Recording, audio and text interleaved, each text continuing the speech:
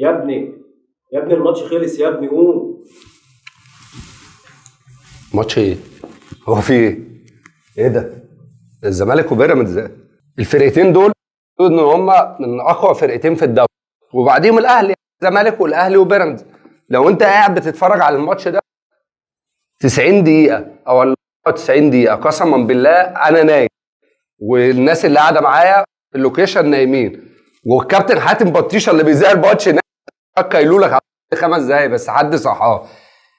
فرقتين زي دول القيمة التسويقية بتاعتهم 38 مليون يورو، والله العظيم بالله ما في لعيب في الملعب يملى عين عبد الله السعيد.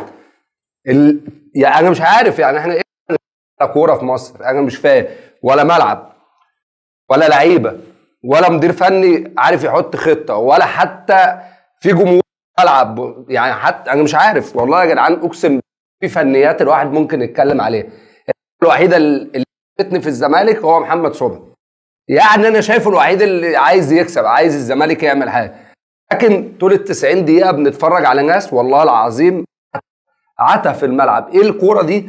إيه؟ مفيش حد، الملعب فاضي، مفيش نص ملعب، مفيش. الزمالك يا جدعان، انا بتكلم سيف الجزيري يا كابتن سيف، انت راجل جاي كنت مكسر الدنيا في، والزمالك الزمالك جاي محترف عشان يفيد النادي. ايه اللي بيحصل مع سيف الدين الجزيري؟ الراجل واقع، الراجل مش قادر يقف على رجله، ومصر برضه فريرة يخليه في الملعب.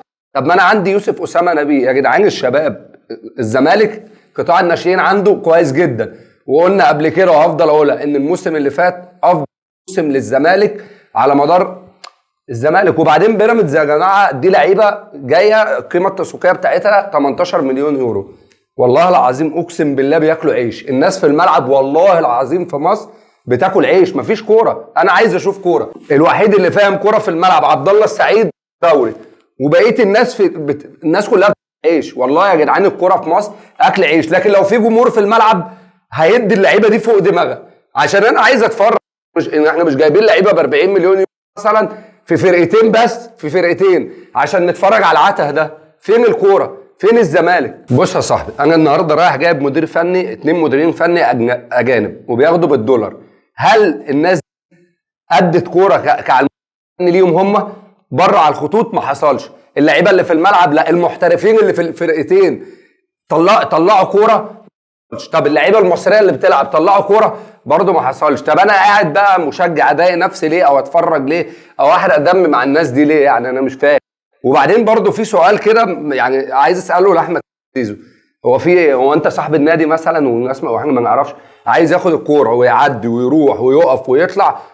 مش ده احمد سيد زيزو، مش ده نادي الزمالك خالص يا جدعان.